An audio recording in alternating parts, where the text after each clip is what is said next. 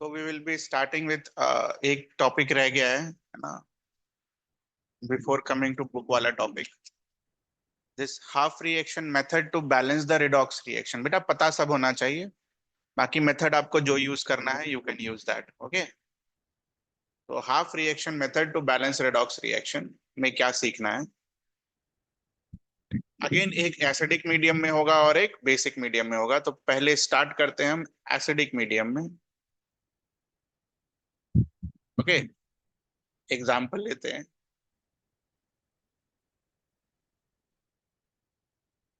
कि आपने already balance कर रखा है दूसरे वाले मेथड से।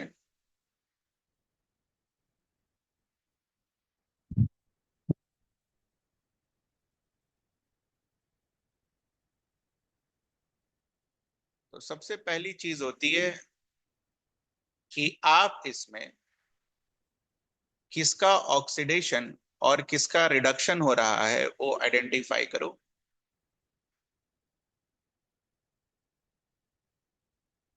तो step one, right oxidation and reduction half.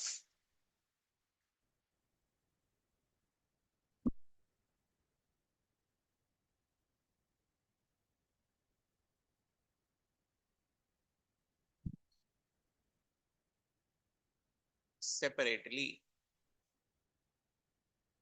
What does this mean? इसका ये मतलब हो गया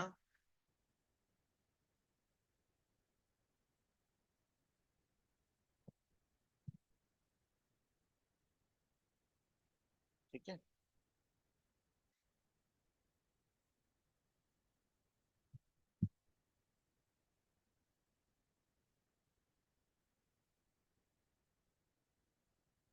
सो इसको बुलाओगे आप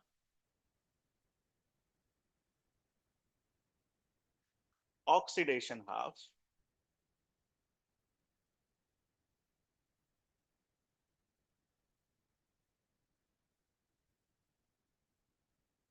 और दूसरे वाले को आप बुलाओगे रिडक्शन हाफ।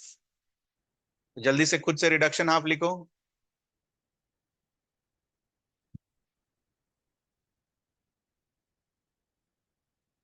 सभी कोई जल्दी से रिडक्शन हाफ लिखो।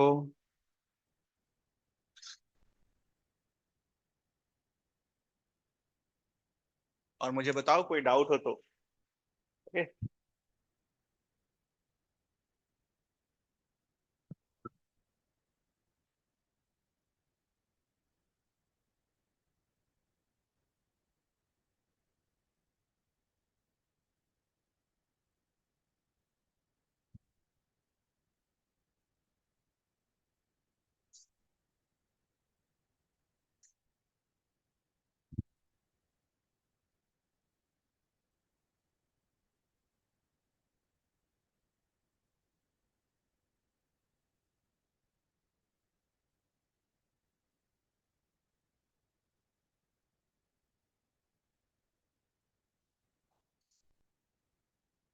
इक्वेशन है उसको हम, जिसको भी बैलेंस करना है उसको हम दो सेपरेट हाफ में बांट देंगे।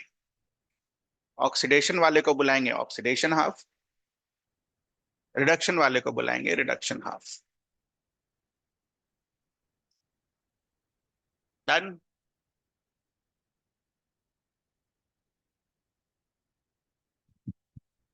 Step to,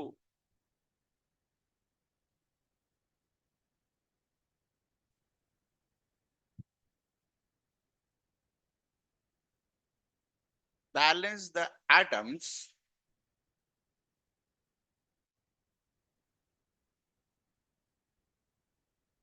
other than oxygen and hydrogen. Balance the atoms other than oxygen and hydrogen. Balance the atoms other than oxygen and hydrogen individually in both reactions. Individually in both reactions.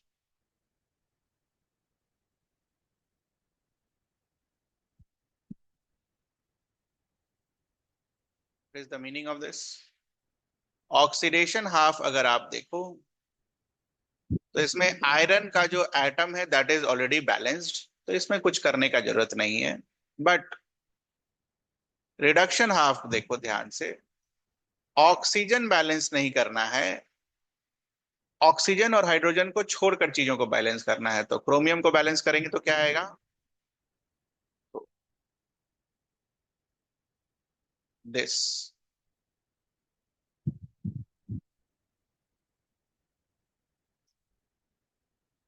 Step 2 में किसी को कुछ पूछना है ध्यान से देख लो। Step 2।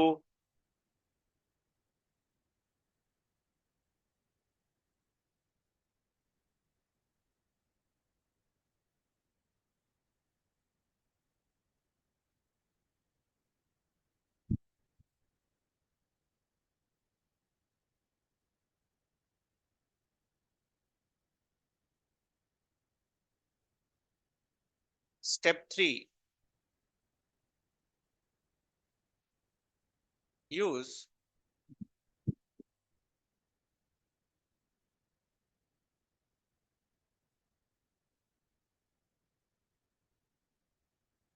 To balance reaction in acidic medium,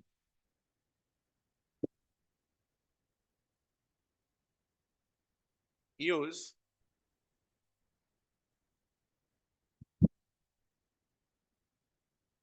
water to balance oxygen and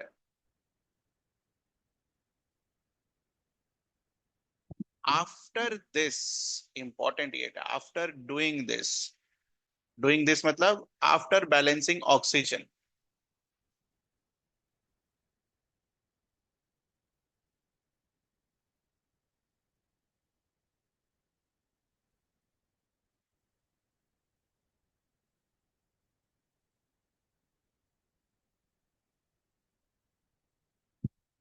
use H plus to balance hydrogen atom।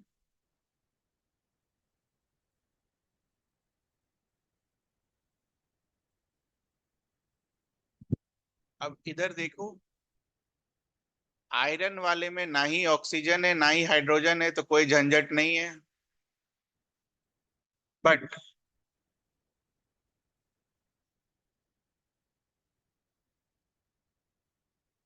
दूसरे वाले में ऑक्सीजन एटम है, तो पहले ऑक्सीजन एटम को बेटा बैलेंस करेंगे, है ना?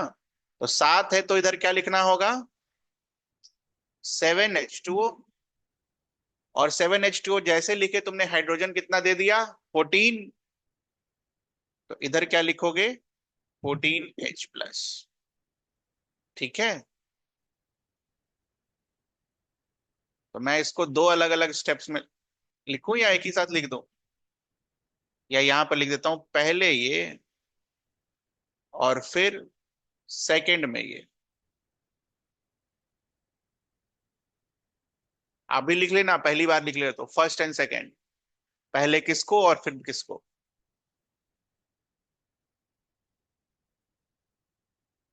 अब आयरन में तो ऑक्सीजन और हाइड्रोजन है नहीं, अगर रहता तो वहां पर भी करते, बट है ही नहीं तो फिर क्यों करेंगे?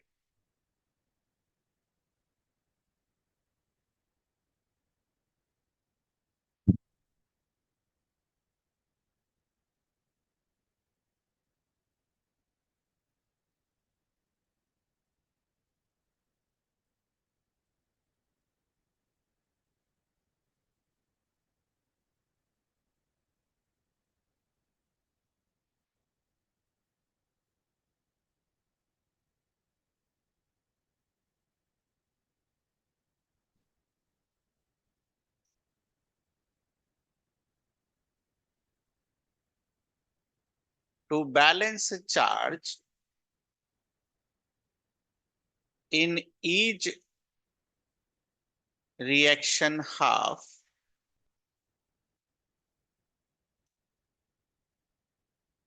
use electrons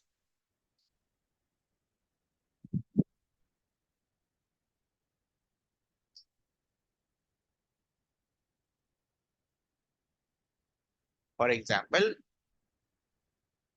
Fe+2 Fe+3, इधर कितना चार्ज है बच्चा? +3। इधर नेट चार्ज कितना है? +2। तो इलेक्ट्रॉन कहां पर ऐड होगा? एक इलेक्ट्रॉन ऐड कर दोगे तो +3 और -1 विल गिव यू +2।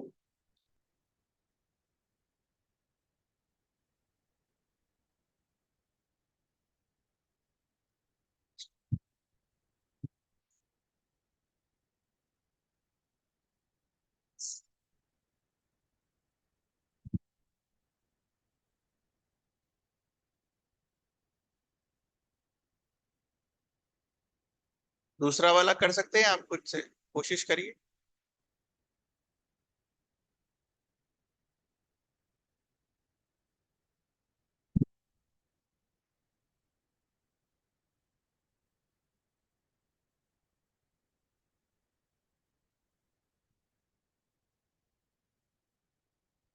2 इंटू +3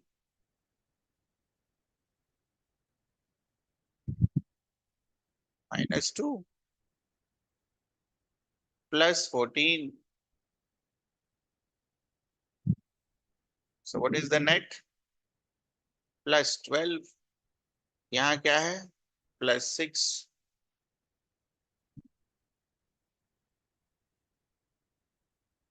सो +12 को +6 बनाने के लिए हमें ऐड क्या करना होगा? इधर 6 इलेक्ट्रॉन ऐड करना होगा। ब्रैकेट में लिख लीजिए, विल गिव यू +6, इसलिए 6 ऐड किया। विच मीन्स इस रिएक्शन को चार्ज बैलेंस करने के लिए 6 इलेक्ट्रॉन आपको यहां ऐड करना। ठीक है।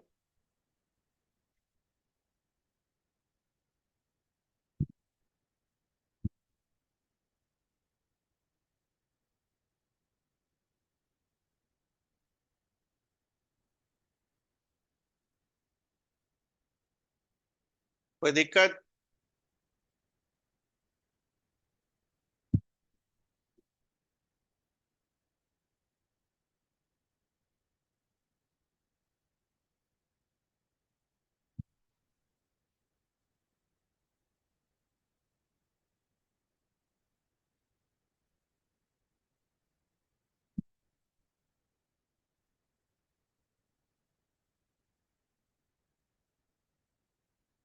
Now the most crucial step, वो क्या?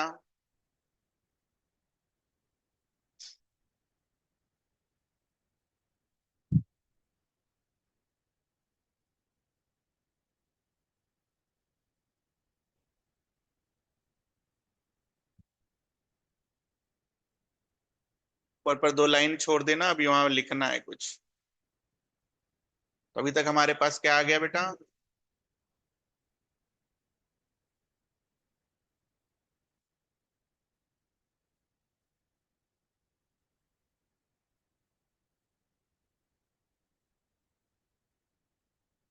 देखेंगे ध्यान से, यहां कितना इलेक्ट्रॉन है?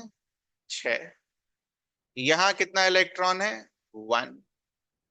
तो लास्ट स्टेप क्या होता है बेटा? लास्ट स्टेप में हम इन दोनों को ऐड करते हैं ताकि सारा इलेक्ट्रॉन इक्वेशन से गायब हो जाए। ठीक है। तो यहाँ 1 है, यहाँ 6 है, अगर आप इन दोनों को ऐड करोगे तो 6 इलेक्ट्रॉन आपका रिएक्टेंट में आ जाएगा और 1 इलेक्ट्रॉन किधर आ जाएगा? प्रोडक्ट में। तो अगर इलेक्ट्रॉन नहीं आना है तो इसका मतलब कैसे ऐड होगा ये? जस्ट एलिमिनेशन मेथड याद करो, आप मैथ्स में जो करते थे। मतलब आप समझो कि इलेक्ट्रॉन को एलिमिनेट करना है, तो इलेक्ट्रॉन को एलिमिनेट करने के लिए पहले वाले को क्या चीज से मल्टीप्लाई करना होगा? 6 से। ठीक है। और 6 से मल्टीप्लाई करके जब आप इसको लिखोगे तो आपके पास क्या आएगा? ठीक है। तो स्टेप 5 क्या बोलता है वो नोट कर लो।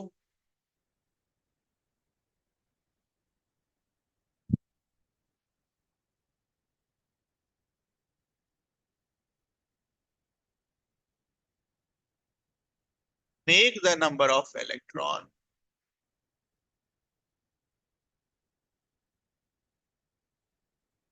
equal in both the half reactions.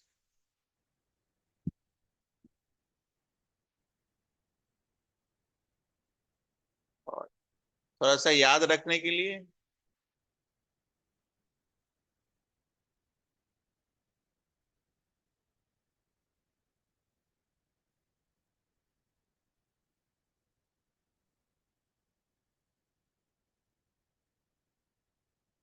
Elimination method.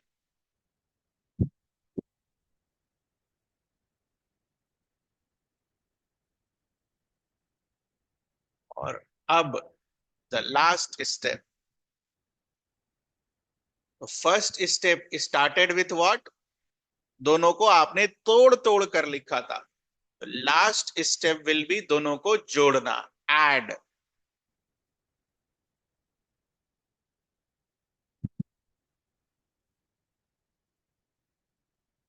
Add both the half reactions. तो जब आप बोथ द हाफ रिएक्शंस करोगे एड, तो ये इलेक्ट्रॉन और ये इलेक्ट्रॉन चला जाएगा। क्यों? क्योंकि ये वाला इलेक्ट्रॉन लेफ्ट साइड में है और ये वाला इलेक्ट्रॉन राइट साइड में है। तो आपके पास क्या बचेगा?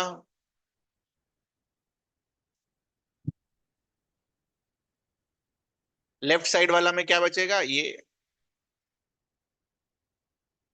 और राइट साइड वाले में क्या बचेगा?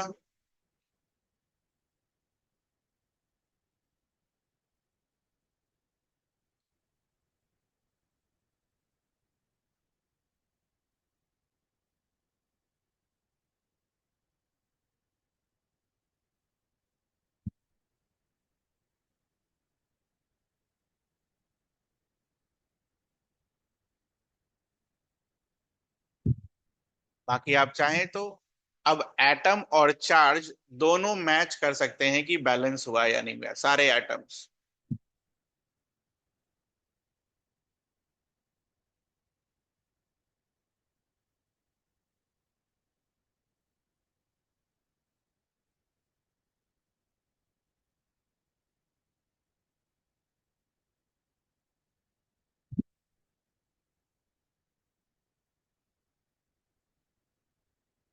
स्टेप 1 से step 6,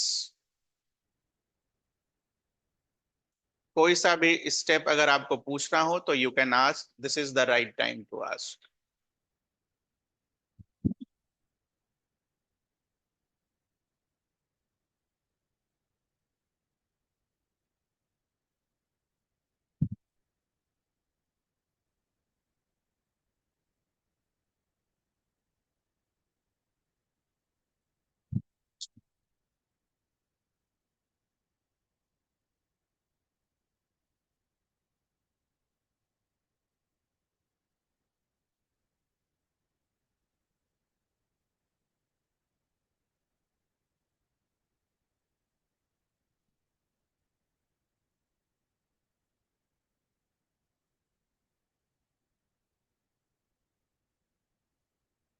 To balance charge in each reaction half, use electron.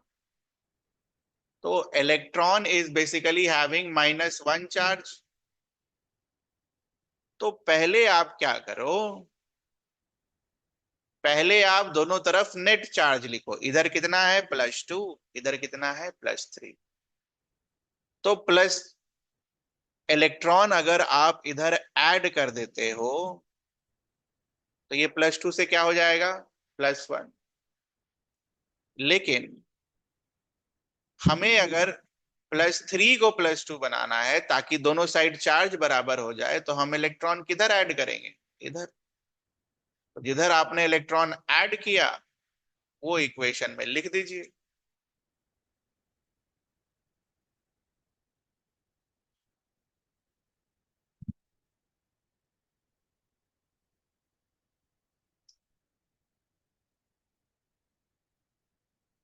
Same thing goes for second equation also. +14 charge, -2 charge, तो लेफ्ट साइड में +12 है। राइट साइड में 2 × +3 + 6 है, तो +12 को अगर मुझे +6 बनाना है तो मुझे क्या करना होगा, +6 इलेक्ट्रॉन करना होगा, तभी तो घटेगा, क्योंकि एक इलेक्ट्रॉन पर -1 चार्ज होता है। 6 × -1 +12 विल गिव यू +6, तो इधर हमने 6 इलेक्ट्रॉन ऐड कर दिए।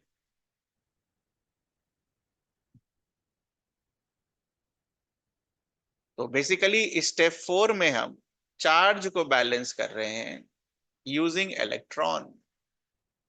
We are balancing charge using electron. ये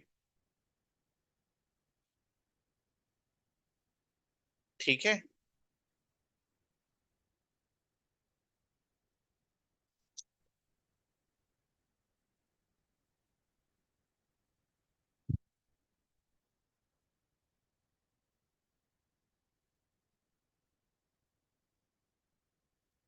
हाफ रिएक्शन मेथड को बेसिक मीडियम में कैसे लगाएंगे?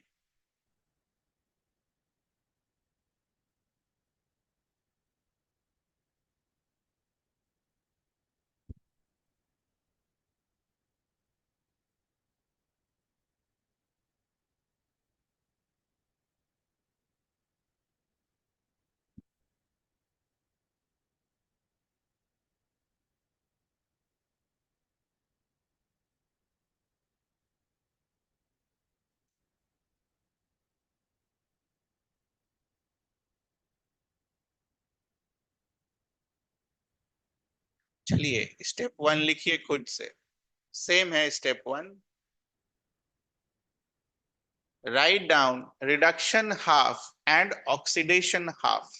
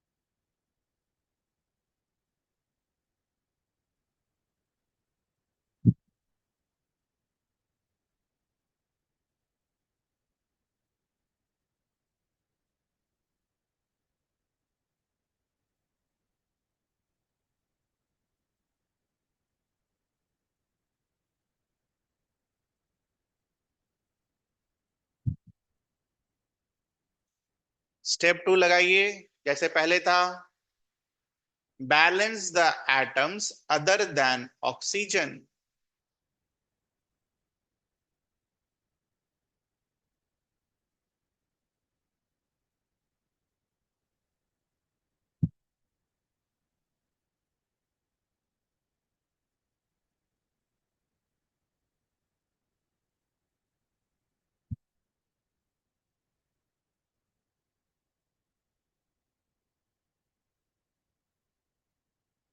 Balance atoms other than oxygen.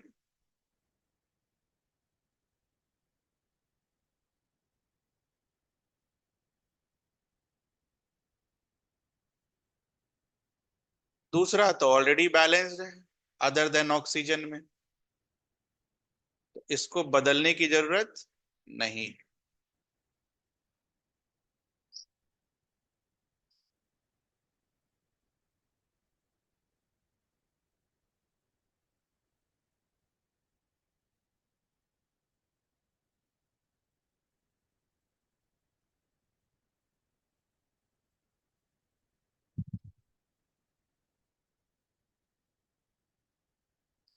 Balance the oxygen atoms. Balance करिए जैसे पहले करते थे, H+ लगाकर।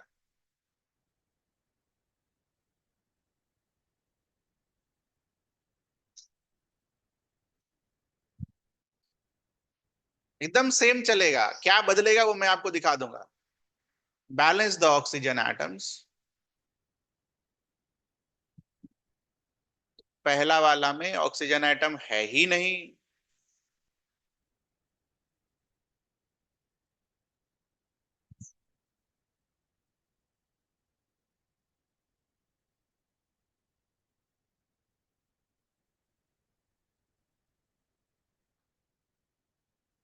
तो ऑक्सीजन एटम 4 है, यहाँ 2 है, तो कितना ऑक्सीजन एटम बच गया?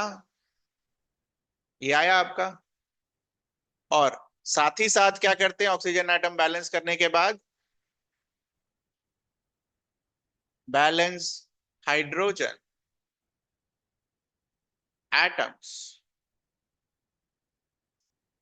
Using H+। घबराना नहीं बेटा, बेसिक मीडियम बोला है तो H+ की यूज करें, करो तो पहले।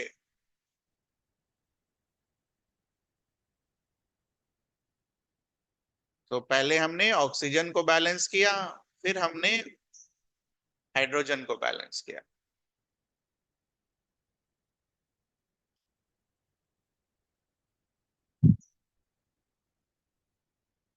ठीक है।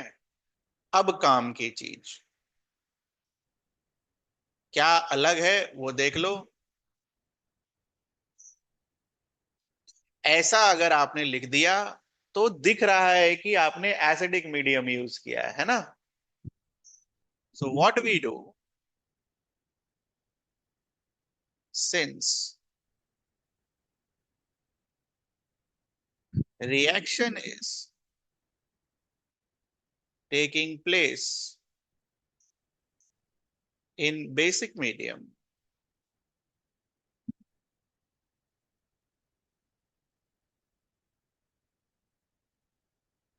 use OH minus ions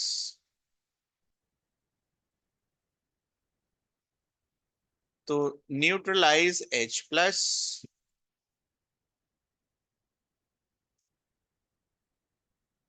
तो इसका मतलब क्या होगा?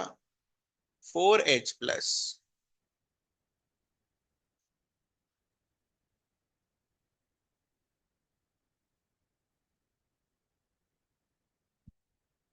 अब 4H+ के साथ यहां क्या लगाओगे? 4OH-। और यहां 4OH- लिखा है तो इधर भी 4OH- लिखना होगा, जैसे लीनियर इक्वेशन में कर सकते थे। Adding same thing to the both side of the equation does not alters the equation. ये तरीका होता है। नोट में ये पॉइंट नंबर 1 और point number 2, combine this H+ and 4OH- as 4H2O। H+ और OH- कंबाइन होकर क्या देगा? H2O।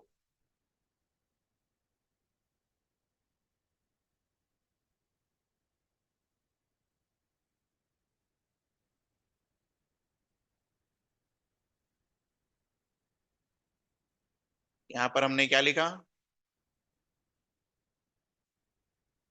Combine H+ and OH- to give H2O। और यहां पर ऐसे अंडरलाइन कर लेना।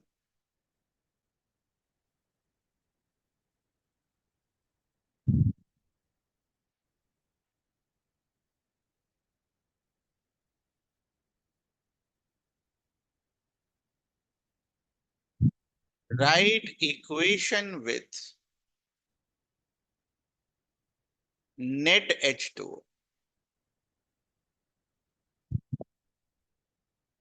What is the meaning of net H2O?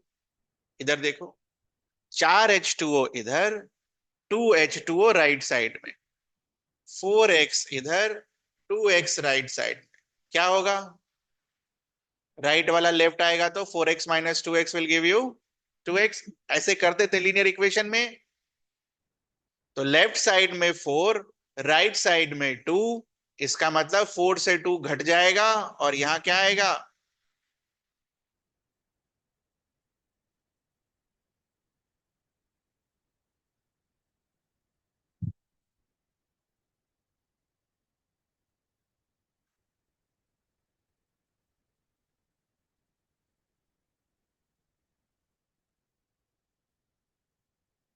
इसको थोड़ा खाली छोड़ देना ताकि समझने के लिए कि अरे ये 2H2 कहां से आया। ठीक है, तो ये 2H2 कहां से आया? 4 माइनस 2 कर, 4 लेफ्ट साइड में है, 2 राइट साइड में। इक्वेशन में अगर मान लो ऐसा रहता, क्या करते? 4 माइनस 2 ऐसे करके लिखते कि नहीं लिखते? वही किया है।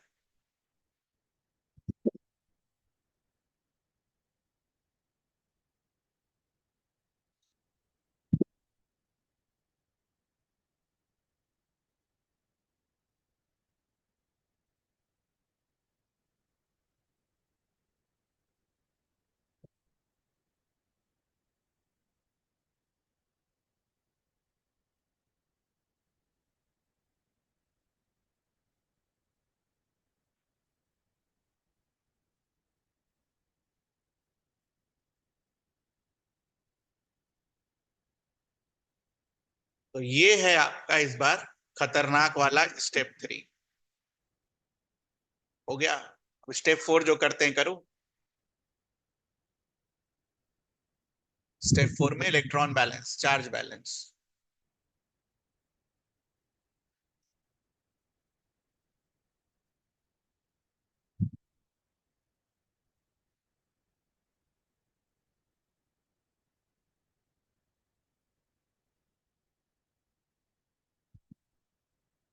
Charge balance using electron.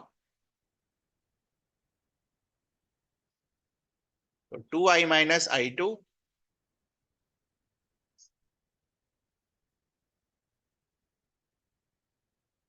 इधर -2 चार्ज है, इधर 0 चार्ज है। इसका मतलब 2 इलेक्ट्रॉन लगा देंगे हम इधर, तो इधर भी -2 हो जाएगा।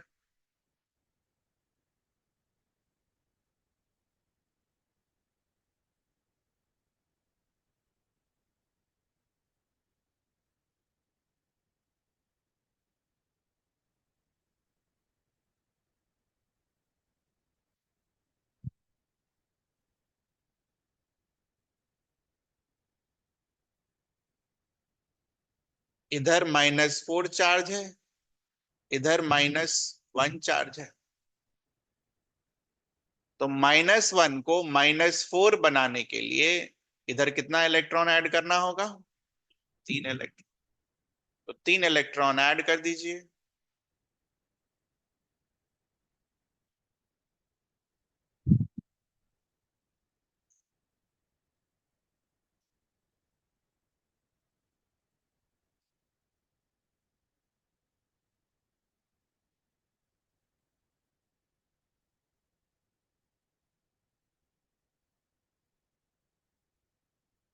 तो यहाँ 2, यहाँ 3। अब क्या करना होगा? हमने क्या बोला आपको? मैथ्स का एलिमिनेशन मेथड याद करिए और उसको यूज करिए। तो अगर मुझे इलेक्ट्रॉन को एलिमिनेट करना है, इस रिएक्शन को क्या चीज से मल्टीप्लाई करना होगा? 3 से। और इस रिएक्शन को क्या चीज से मल्टीप्लाई करना होगा? 2 से। तो 2 3 जा 6, 3 2 जा 6। मैथ्स का एलिमिनेशन मेथड अगर आपको अच्छे से करा है तो वही यूज कर रहे हैं। Make the number of electrons equal in both the sides of the half reactions.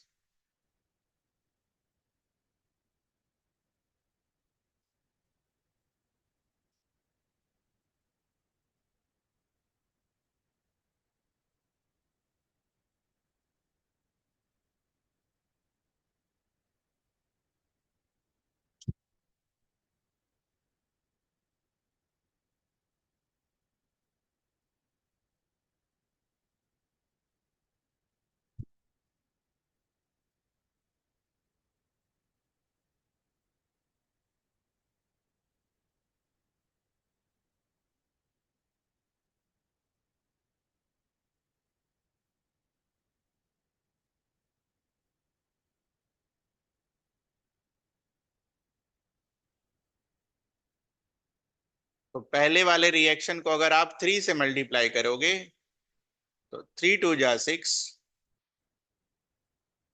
3i2 plus 6 electron.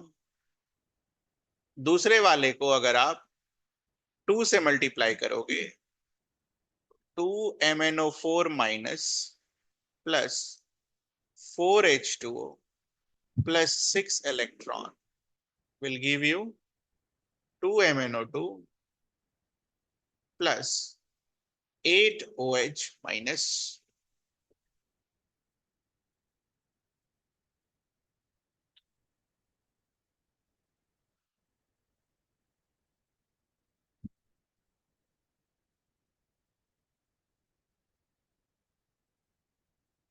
Step 6 is add.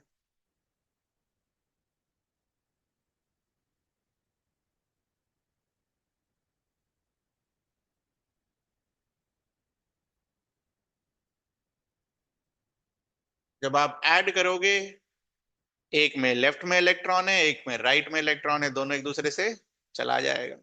जो बच जाएगा उसको लिख दीजिए, 6I minus plus 2MnO4 minus plus 4H2O gives you 3I2 plus 2MnO2 plus 8OH minus. Step 7 is verification.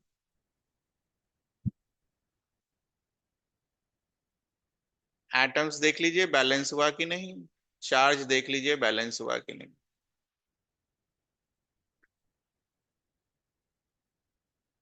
तो -6 और -2, -8, right side में भी -8।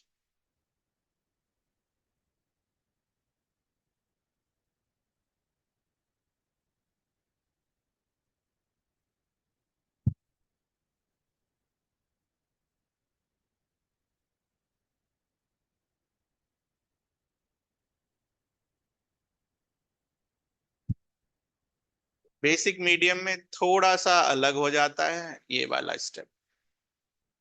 H+ तक तो ठीक है, उसके बाद चूंकि बेसिक मीडियम है तो H+ में जितना H+ है उतना OH- ऐड करेंगे दोनों साइड। H+ OH- को मिलाकर H2O बना देंगे और फिर नेट H2O लिख देंगे। ठीक है, सो ये अलग है, बस ये 3 स्टेप अलग है, बाकी सब सेम।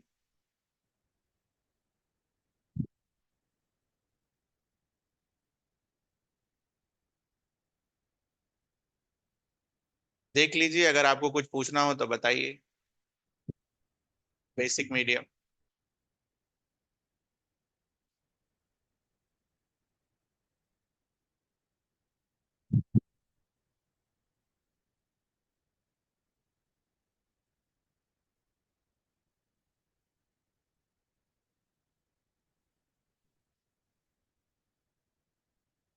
देख लीजिए ध्यान से।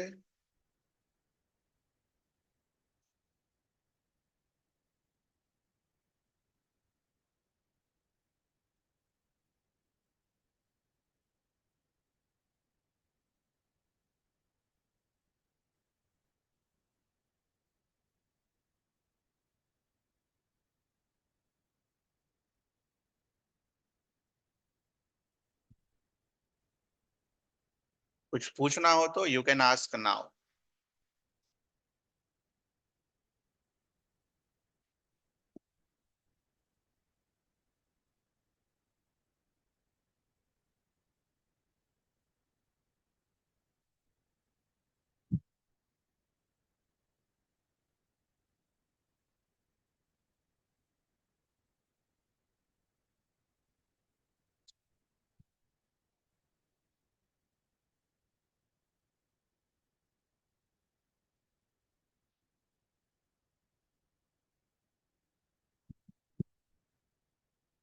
नहीं पूछना है, अगला टॉपिक का नाम लिखिए और बुक खोल लीजिए। Redox reaction and electrode process, very important. Redox reaction में आपने कुछ सीखा चाहे नहीं सीखा, दो चीजें इंपॉर्टेंट हैं, बैलेंस और ये। ठीक है, तय है सवाल आना, चाहे जोन सा भी एग्जाम हो, CBSE का, ठीक है, या जेई का, नीट का, जो सा भी एग्जाम, सवाल तय है आना। Redox reaction and electrode process. तो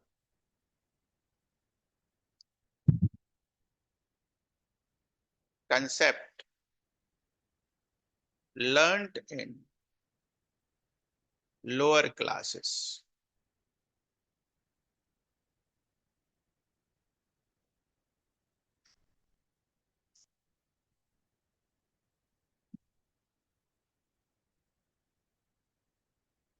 If this is your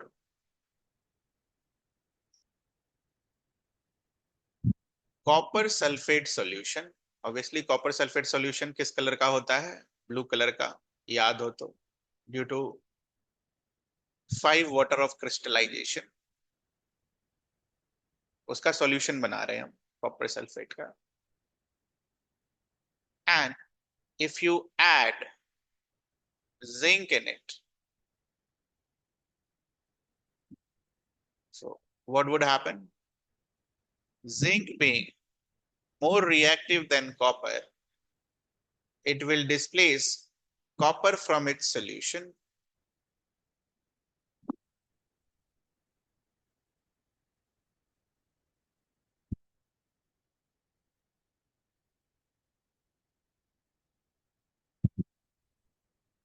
and the reaction was this. अब रिएक्शन में दिस क्लास जो हमने सीख रखा है,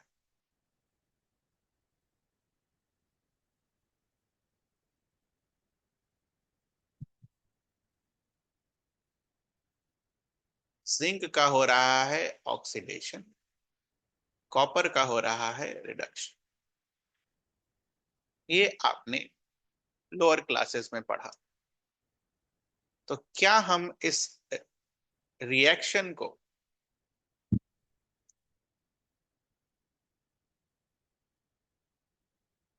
हाफ रिएक्शन के टर्म्स में विजुअलाइज कर सकते हैं? Oxidation half,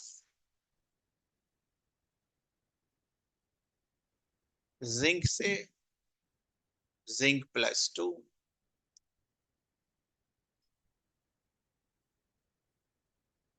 reduction half copper +2 से कॉपर. अरे कॉपर सल्फेट लिखते, आयंस चाहिए मुझे बस, है ना. आयन से मेरे को मतलब अभी फिलहाल. और अगर आपको दिक्कत हो तो आप इसको चेंज करके कॉपर +2 और जिंक +2 लिख लीजिए. ये कॉपर सल्फेट कहाँ चला गया, है ना, अगर आपको वैसा लगता है.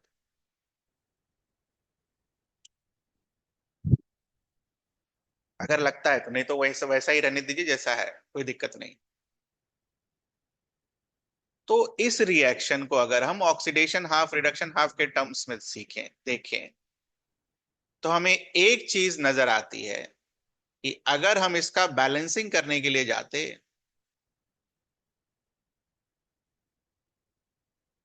तो इधर मुझे 2 इलेक्ट्रॉन लिखना होता और इधर मुझे क्या लिखना होता? 2 इलेक्ट्रॉन. तो जिंक ने जो 2 इलेक्ट्रॉन लूज किया, that 2 electron is being gained by copper.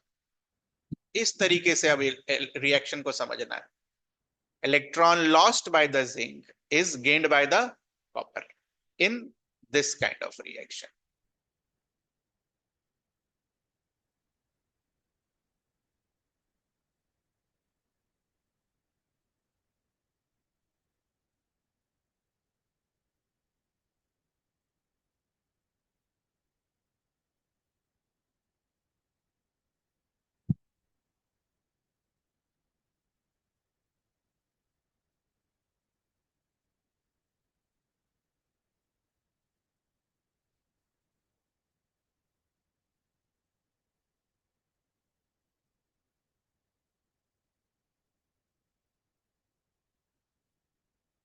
यहां तक किसी को कुछ पूछना है? Now if we somehow separate these two, किसी तरह अगर हम दोनों को सेपरेट कर लें, सेपरेट का मतलब जिंक अलग और कॉपर अलग, और फिर रिएक्शन करवाएं, तो कैसे हम उसको सोच सकते हैं? देखिएगा ध्यान से।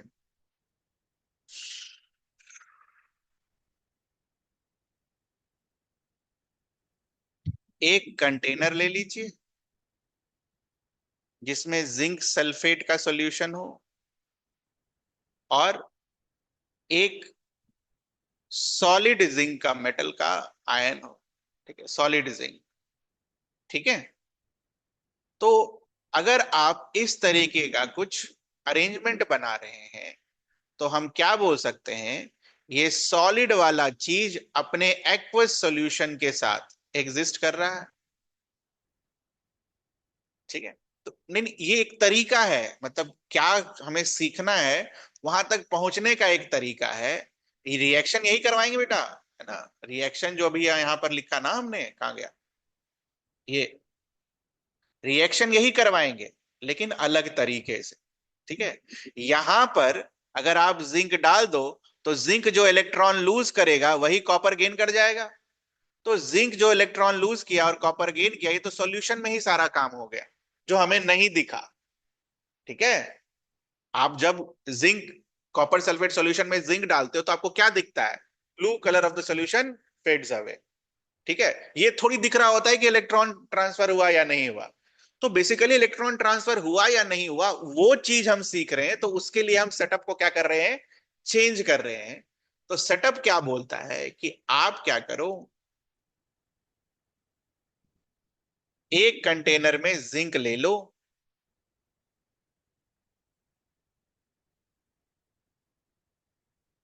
ठीक है,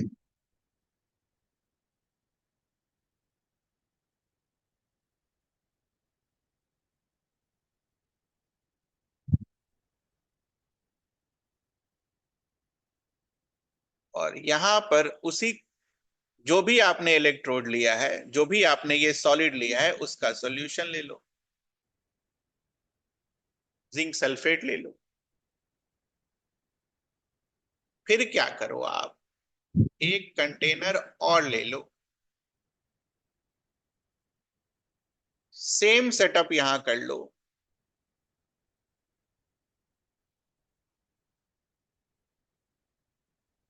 बट उस कंटेनर में इस बार इलेक्ट्रोड किसका होगा, कॉपर का, और सॉल्यूशन किसका होगा, कॉपर का।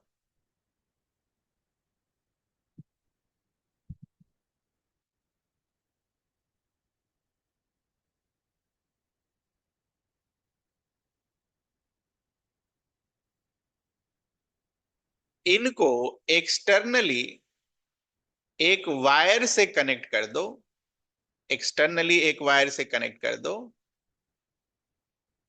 और साथ में एक एम्पियर मीटर भी लगा दो।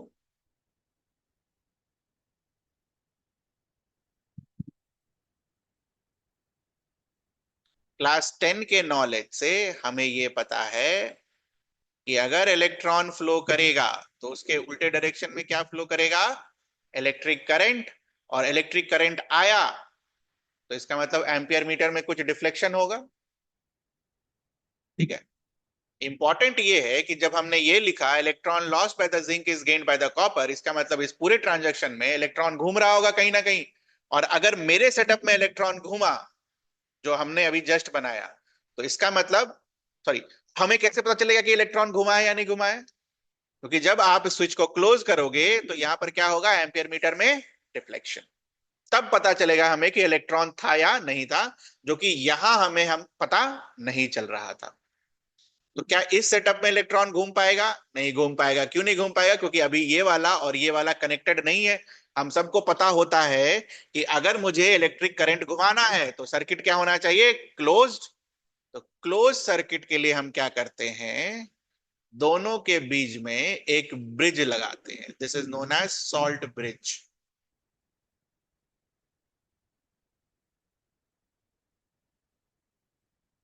To make the circuit complete, salt bridge,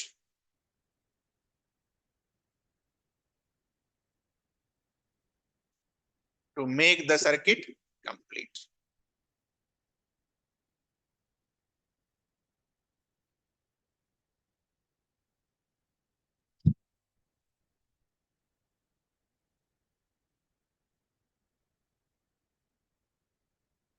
ये सब पूरी कहानी हमने किस लिए की? ताकि हम ये पता लगा पाए कि इलेक्ट्रॉन का ट्रांसफर हो रहा है या नहीं हो रहा है। ठीक है, अगर होगा तो एम्पियर मीटर में डिफ्लेक्शन आएगा, नहीं होगा तो नहीं आएगा।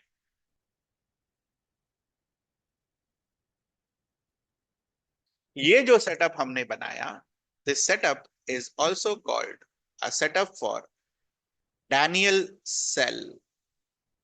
सेल क्यों बोल रहे हैं बेटा? सेल इसलिए बोल रहे हैं क्योंकि यहां पर हम इलेक्ट्रिसिटी बना रहे हैं, इलेक्ट्रिसिटी ले नहीं रहे हैं कहीं से। यहां हमने बैटरी लगाया नहीं है बाहर में, इलेक्ट्रिसिटी को क्या कर रहे हैं, बना रहे हैं। Such a setup is called Daniell cell.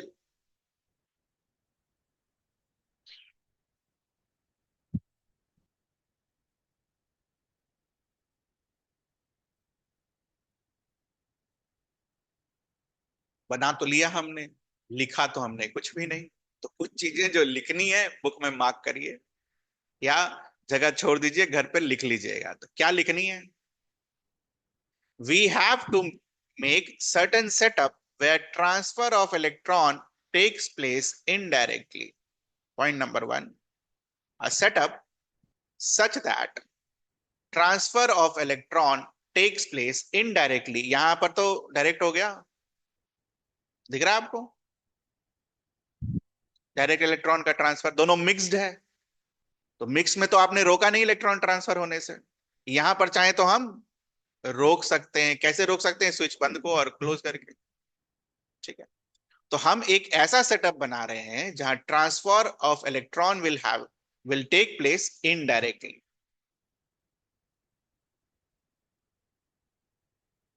क्या किया हमने वो लिखिए। जो हमने सेटअप किया ना वही लिख रहे हैं। We take copper sulphate solution in a beaker and put a copper strip or rod in it.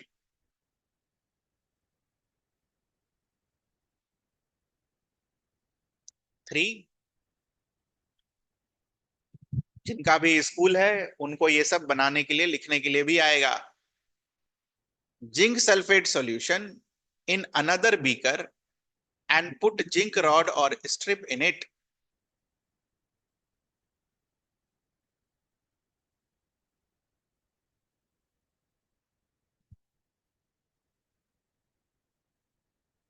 ठीक है ना? चौथा पॉइंट अभी मार्क करेंगे, बट देखने के बाद। तो अगर आप एक चीज देखो, ये तुम्हारा इलेक्ट्रोड है ना, ये पूरा तुम्हारा इलेक्ट्रोड है। और इधर तुम्हारा क्या है? इलेक्ट्रोलाइट। तो इलेक्ट्रोड जो तुम लिए हो वहां पर क्या बैठा है? जिंक। और जो सॉल्यूशन लिए हो जिंक सॉल्यूशन का, वहां पर कौन बैठा है? Zn+2। तो क्या हम Zn+2 को ऑक्सीडाइज्ड फॉर्म बोल सकते हैं? और Zn+2 के रेस्पेक्ट में जिंक को क्या बोल सकते हैं? Reduced form. तो क्या हम ये बोल सकते हैं, at the interface of this electrode and its solution, zinc exist in reduced form and as well as oxidised form. reduced form मतलब इस रॉड के ऊपर, ऑक्सीडाइज्ड फॉर्म मतलब इस सॉल्यूशन। ये पूछना है किसी को? क्या बोला मैंने अभी? तो same thing is applicable to the right side also. यहां पर एग्जिस्ट करेगा कॉपर, और यहां क्या एग्जिस्ट करेगा? Copper+2। तो इधर भी reduced फॉर्म, ऑक्सीडाइज्ड फॉर्म। यही है आपका अगला नंबर, पॉइंट 3। ये मार्क जरूर करना, interface of the metal and it's salt solution. कहां पर? इंटरफेस। इंटरफेस जहां पर टच हो रहा है, और कहीं नहीं होगा, है ना? यहां नहीं होगा, यहां Zn+2 होगा। अंदर में क्या होगा? जिंक होगा। लेकिन इंटरफेस पर क्या होगा? जहां दोनों टच कर रहे होंगे, जिंक भी होगा और जिंक+2 भी होगा। एट इंटरफेस, ध्यान रखिएगा इस चीज का।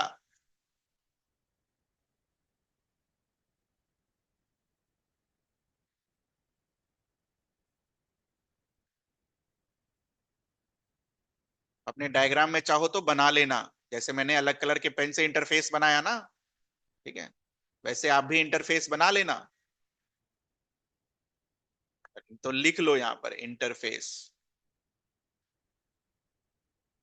यही सब छोटी छोटी चीजें हैं जो एग्जाम में पूछ लेगा ना, साफ हो जाएगा लोग। लोग को इतना याद पता क्या रहता है कि जिंक और जिंक प्लस टू एग्जिस्ट करता है, ये याद नहीं रहता था कि कहाँ एग्जिस्ट करता है। हर जगह थोड़ी एग्जिस्ट करता है, इंटरफेस पर एग्जिस्ट करता है, और कॉमन सेंस भी है वो।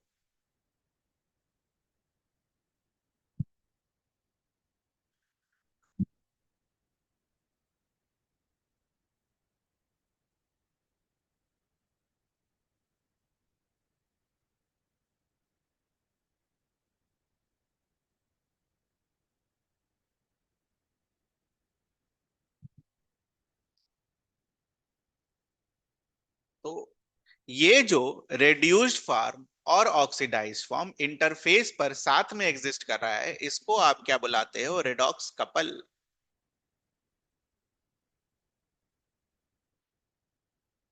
मार्क करो रेडॉक्स कपल का डेफिनेशन, पॉइंट नंबर 4। उधर ही लिख देते हैं लेफ्ट साइड में।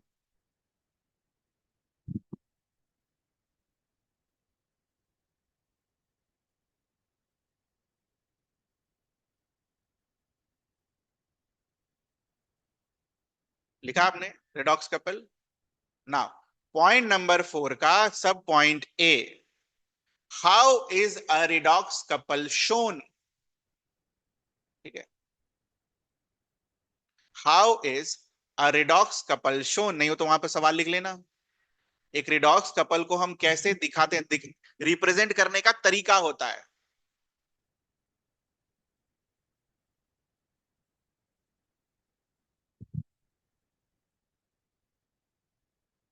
ठीक है, ध्यान से देखना। रिडॉक्स कपल हम किसको बोल रहे हैं? इंटरफेस पर जो रेड्यूस्ड फॉर्म और ऑक्सीडाइज्ड फॉर्म साथ में एग्जिस्ट कर रहा है, उसे हम क्या बुला रहे हैं? Redox couple.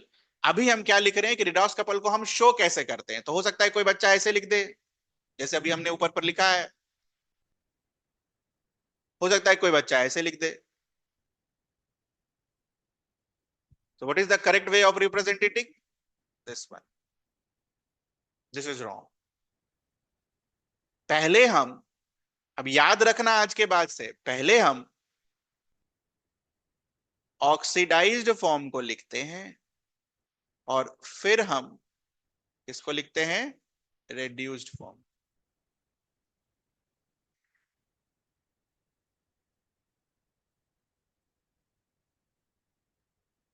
तो can you right redox couple for second one? Do it.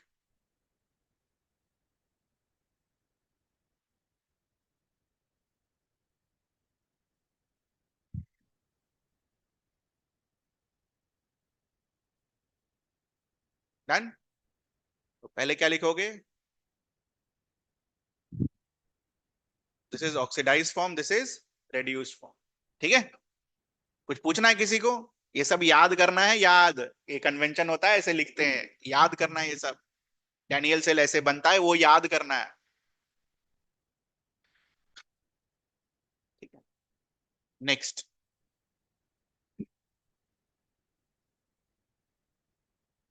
4 के बी में ये मार्क कर लो। 4 के बी में oxidised form is put before the reduced form. इसका अपना सिग्निफिकेंस होता है बेटा, ऐसे ही फालतू में नहीं लिख रहे। ठीक है, पहले हम ऑक्सीडाइज्ड फॉर्म को लिखते हैं, फिर हम रेड्यूस्ड फॉर्म को लिखते हैं, याद रखना ये।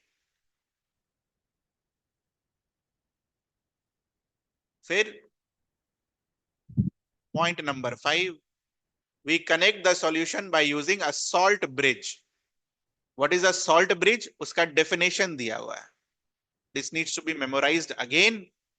सॉल्ट ब्रिज, सॉल्ट ब्रिज जो है क्या चीज का बनता है?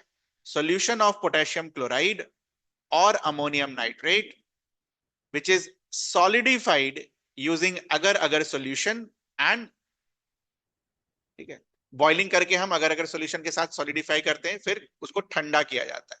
तो ये तरीका होता है सॉल्ट ब्रिज बनाने का। इट्स अ यूट्यूब, है ना, यूट्यूब करने करके हमने यहाँ बनाया। सॉल्ट ब्रिज का डेफिनेशन मार्क करो जल्दी से, 5, and mark it as 5A, definition of salt bridge.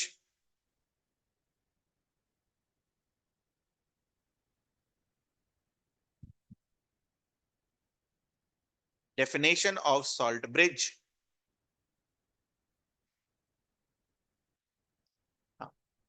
The function of salt bridge. तो फंक्शन क्या था सॉल्ट ब्रिज का? दोनों के बीच में कनेक्शन को पूरा करना, वही same function. Mark it as 5B. This provides an electric contact with the two solutions without allowing them to mix with each other. दोनों मिक्स नहीं हो सकता है, बट फिर भी कांटेक्ट में है, ठीक है।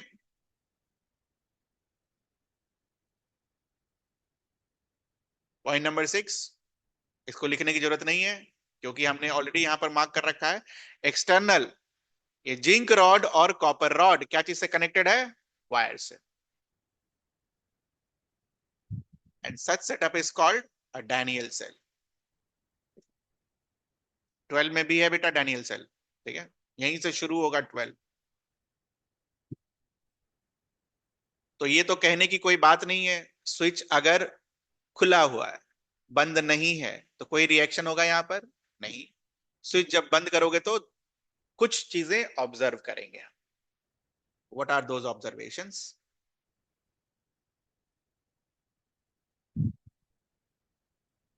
पहला ऑब्जर्वेशन, इस तरीके के सॉल्यूशन में इलेक्ट्रॉन का ट्रांसफर, ठीक है, इस तरीके के सॉल्यूशन में इलेक्ट्रॉन का ट्रांसफर कैसे हो रहा था? डायरेक्टली। इलेक्ट्रॉन जिंक से निकला और कॉपर को ट्रांसफर हुआ।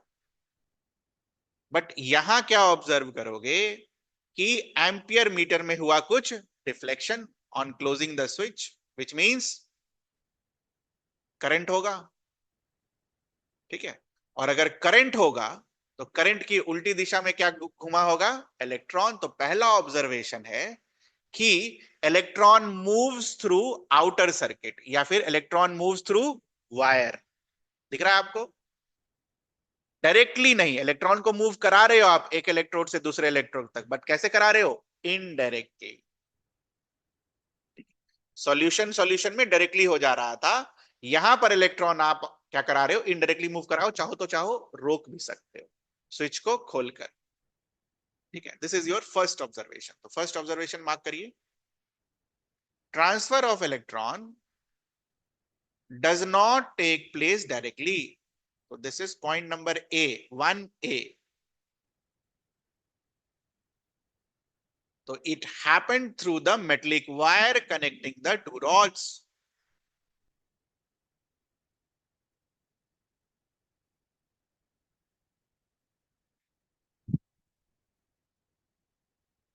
Okay. This will be point number B. कैसे पता चला मेटलिक वायर के थ्रू हुआ है? क्योंकि एम्पियर मीटर में क्या हुआ? डिफ्लेक्शन। डिफ्लेक्शन कब होगा? जब इसमें करंट होगा। और करंट कब होगा? जब इलेक्ट्रॉन उल्टे डायरेक्शन में फ्लो कर रहा होगा। तो this is your observation number 1A and 1B। उसके बाद और क्या ऑब्जर्व करेंगे? इलेक्ट्रिसिटी जो प्रोड्यूस हुआ, ठीक है,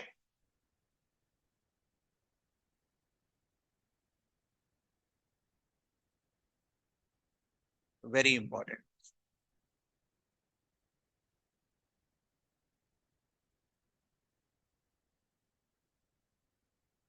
रीजन नहीं लिख सकते हैं, कुछ और लिख सकते हैं इसको। वो क्या? Since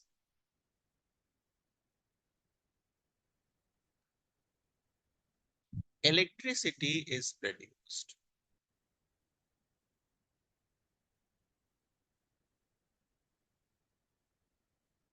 we can say that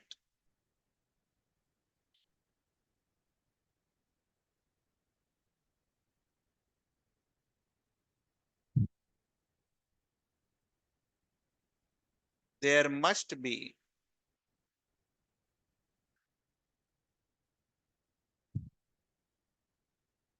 potential difference across the electrode. How we can say this from our knowledge of class 10 electricity?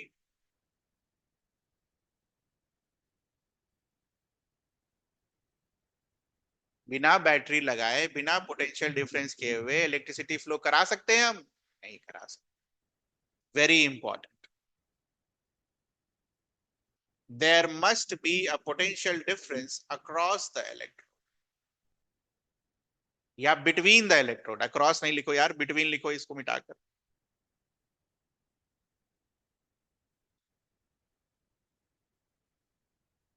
तभी इलेक्ट्रिसिटी प्रोड्यूस हुआ पड़ा होगा।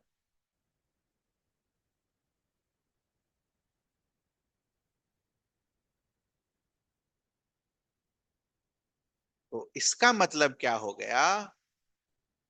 यहां पर कुछ पोटेंशियल होगा, से for example V1।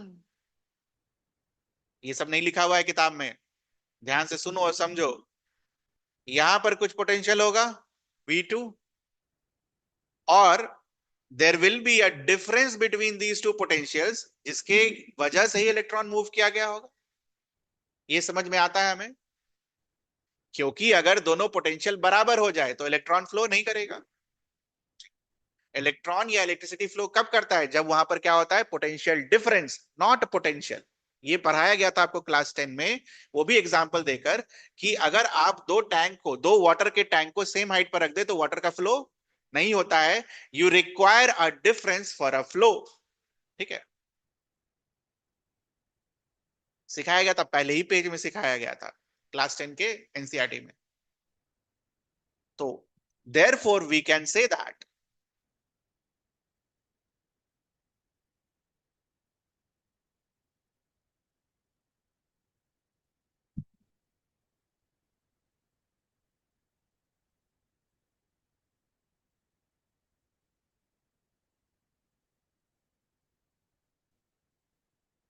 electrodes will have some potential,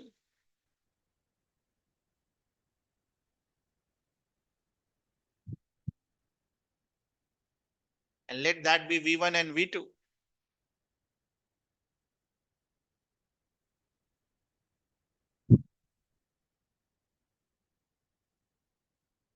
potential difference create करने के लिए पोटेंशियल होना चाहिए। अब है ही नहीं, पोटेंशियल ही नहीं होगा तो काहे का difference?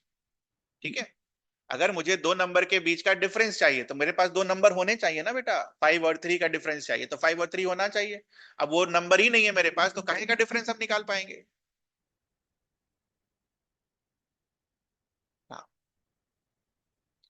This sum potential is called electrode potential.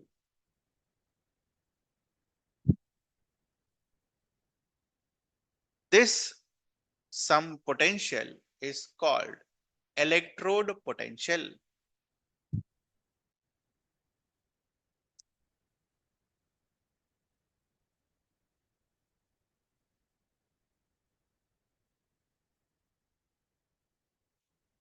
If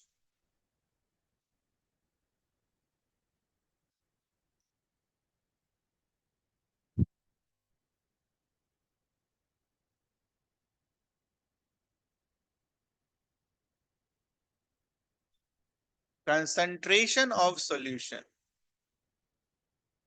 is unity, which means equal to 1,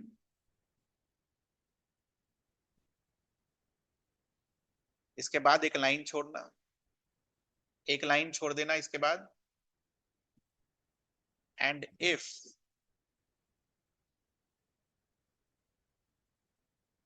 the temperature is 298 Kelvin, then this electrode potential is called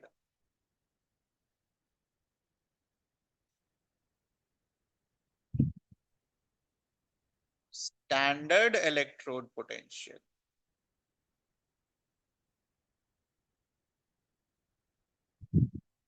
इसको आप कैसे सोच सकते हो? आपने रिफ्रैक्शन में, क्लास 10 के रिफ्रैक्शन में दो चीजें पढ़ी थी। एक रिफ्रैक्टिव इंडेक्स, ठीक है, या जिसको आप बोलते हो रिलेटिव रिफ्रैक्टिव इंडेक्स, और दूसरा absolute refractive index. Absolute refractive index क्या होता था? जब वेलोसिटी ऑफ लाइट कंपैरिजन के लिए जब आप एयर यूज करते थे तो वो एब्सोल्यूट बन जाता था, ठीक है, अगर आपने अच्छे से पढ़ा होगा तो।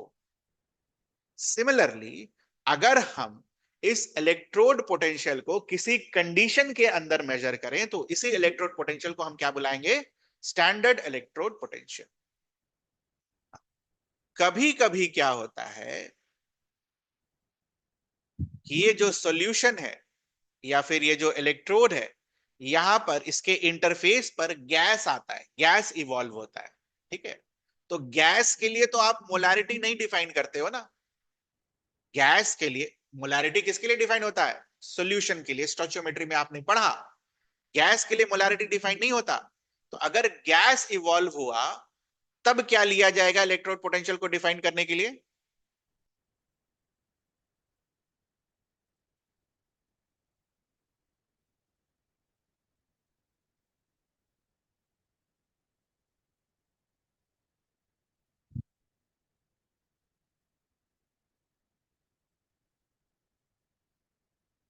Then use pressure of 1 atmosphere.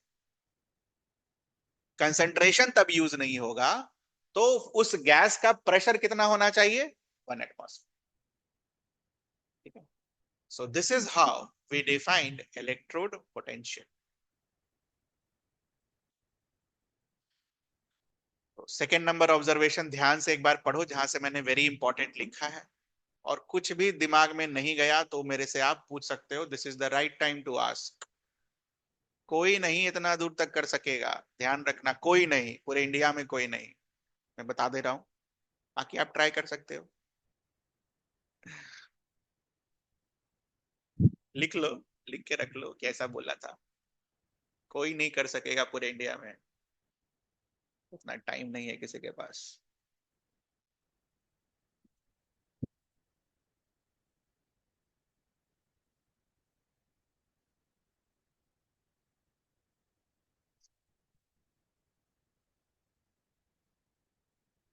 ऐसा नहीं है कि आता नहीं है, आता है सबको, लेकिन कोई करना नहीं चाहता है। दिक्कत इस चीज का है।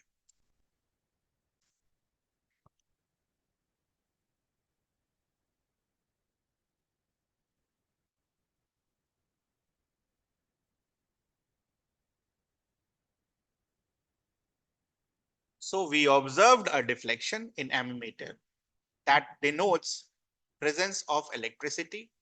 From our knowledge of electricity, we know that for flow of electricity, we require potential difference. So there must be a potential difference between the electrodes. अब पोटेंशियल डिफरेंस होने के लिए इलेक्ट्रोड का अपना अपना पोटेंशियल होगा, तो इलेक्ट्रोड का जो अपना अपना पोटेंशियल आया, that is called electrode potential. Now this electrode potential, when it is measured under a fixed condition, we call it as standard electrode potential। यही है छोटी सी चीज जो यहाँ इतना लंबे चौड़ा भाषण दिया मैंने।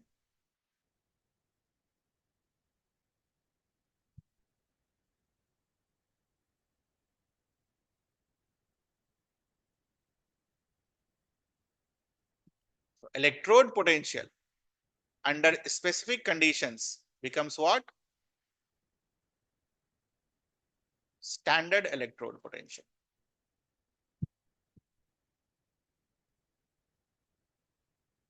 so by convention, standard electrode potential for hydrogen वाला रिडक्शन, हाइड्रोजन कपल के लिए अगर आप स्टैंडर्ड इलेक्ट्रोड पोटेंशियल लिखते हो तो बाय कन्वेंशन दैट इज 0।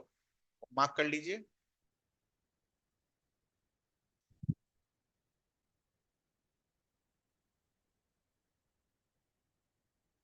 इसका कोई लॉजिक नहीं है, क्या है वो? Bye convention, the standard electrode potential of hydrogen electrode is 0 volts. अच्छा, एक चीज तो रह ही गया यार, स्टैंडर्ड इलेक्ट्रोड पोटेंशियल को हम ऐसे डिनोट करते हैं, वेरी इंपॉर्टेंट अगेन।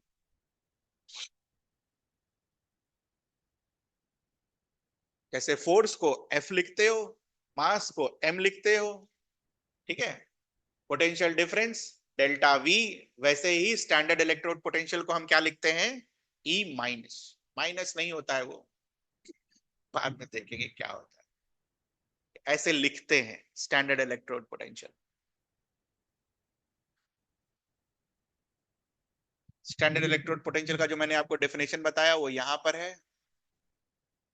कंसंट्रेशन क्या होना चाहिए, यूनिटी, या फिर अगर गैस अपीयर हुआ है तो कितना प्रेशर होना चाहिए, 1 एटमॉस्फेरिक प्रेशर। यहां से सवाल आता है, लिख देगा 1 बार, 1 पास्कल, गलत हो जाएगा। क्या है वो, 1 एटमॉस्फेरिक प्रेशर, मतलब 1 atmosphere. 1 atmosphere is different from 1 pascal, 1 pascal is different from 1 बार। ठीक है, तो एटमॉस्फेयर को बढ़िया से डब्बे में बंद करना, नहीं तो निपट जाओगे ऑब्जेक्टिव में।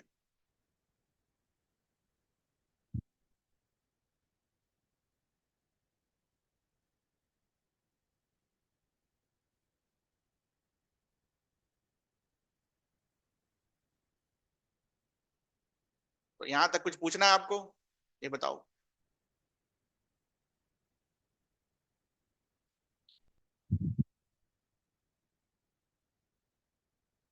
तो आपने क्या किया, हाइड्रोजन इलेक्ट्रोड का स्टैंडर्ड इलेक्ट्रोड पोटेंशियल क्या बोल दिया, 0। तो इसका मतलब स्टैंडर्ड इलेक्ट्रोड पोटेंशियल 0 से बड़ा भी हो सकता है, 0 से छोटा भी हो सकता है।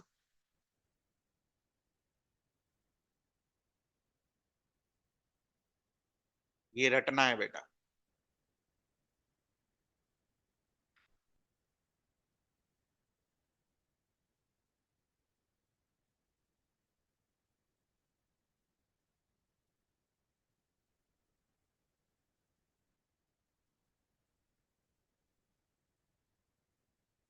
जीरो से अगर छोटा हुआ तो नेगेटिव, और 0 से अगर बड़ा हुआ तो पॉजिटिव।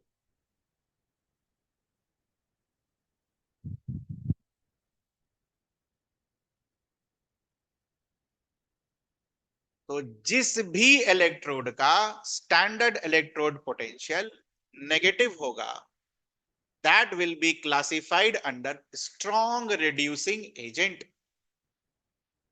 क्या बुलाएंगे हम उसको,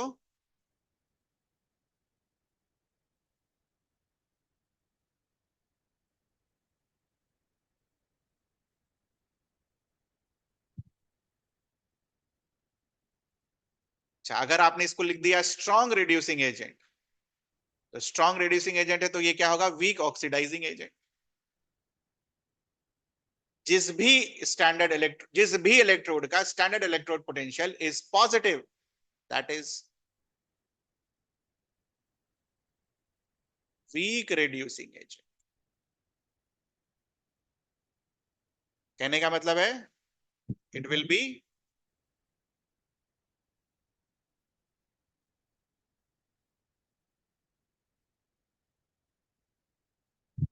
स्ट्रॉन्ग ऑक्सीडाइजिंग। तो दोनों याद करना है, दोनों।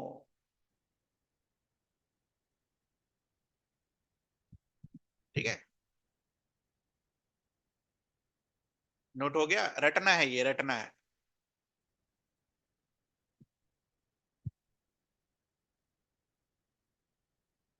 ठीक है, बुक खोलिए।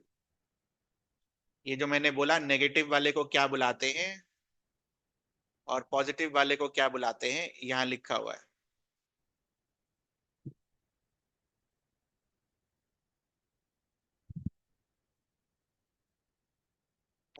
ये मार्क करिए, maximum value of E minus is for fluorine. तो आप मुझे अब ये बताओ, can you tell me, seeing this value of fluorine as 2.87, ये क्या होगा, रिड्यूसिंग एजेंट या oxidising agent. So it's positive. Positive means what? Weak reducing agent, which means what?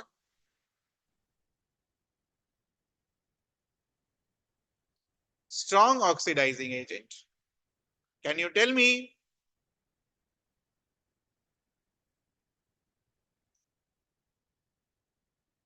what will be this?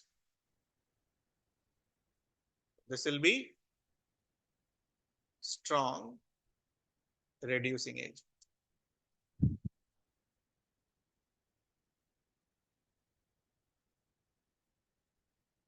ठीक है, तो ये इलेक्ट्रोड पोटेंशियल बेसिकली इसी चीज के लिए आपको पढ़ाया गया कि कौन स्ट्रॉन्ग रिड्यूसिंग एजेंट होगा और कौन स्ट्रॉन्ग ऑक्सीडाइजिंग एजेंट होगा। तो अगर कल को आपको कोई ये लिख के भेज दे कि इलेक्ट्रोड पोटेंशियल आपको दे रखा है किसी भी मेटल का या फिर किसी भी नॉन मेटल का, तो प्लस माइनस देखकर आप ये बता सकोगे कि उसका ऑक्सीडेशन होगा या रिडक्शन। अगर कोई ऑक्सीडाइजिंग एजेंट है तो इसका मतलब दूसरे को क्या कर रहा होगा? रेड्यूस। ध्यान रखिएगा, हमने यहां पर क्या लिखा है? Strong oxidising agent. ठीक है, तो दूसरे को ऑक्सीडाइज कर रहा होगा और खुद क्या हो रहा होगा? रेड्यूस। स्ट्रॉन्ग रिड्यूसिंग एजेंट है तो दूसरे को क्या कर रहा होगा? रिड्यूस, और खुद क्या हो रहा होगा? ऑक्सीडाइज।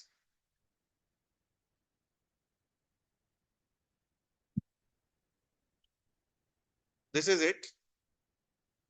एक और टॉपिक बच गया है, वॉल्यूम स्ट्रेंथ, वो हम अगली क्लास में करेंगे। लास्ट यही है, एक पेज का टॉपिक है बट अभी नहीं बात करेंगे। Volume strength, volume strength of H2A2 note कर लो, मंडे क्लास में किया जाएगा। और होमवर्क लिख लो, एनसीईआरटी पूरा निपटा देना। ठीक है, पूरा हो जाएगा, एनसीईआरटी पूरा बना जाइएगा। ठीक है, कितना सवाल है? ज्यादा नहीं है, 30 ही है, बस हो जाएगा।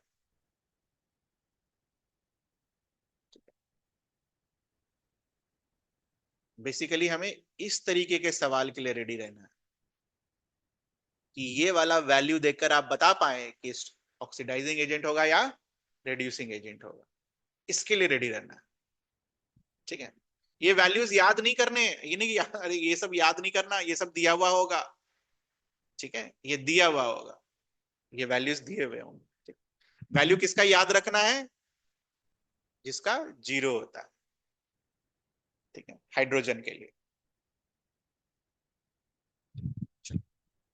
जा सकते हैं आप लोग।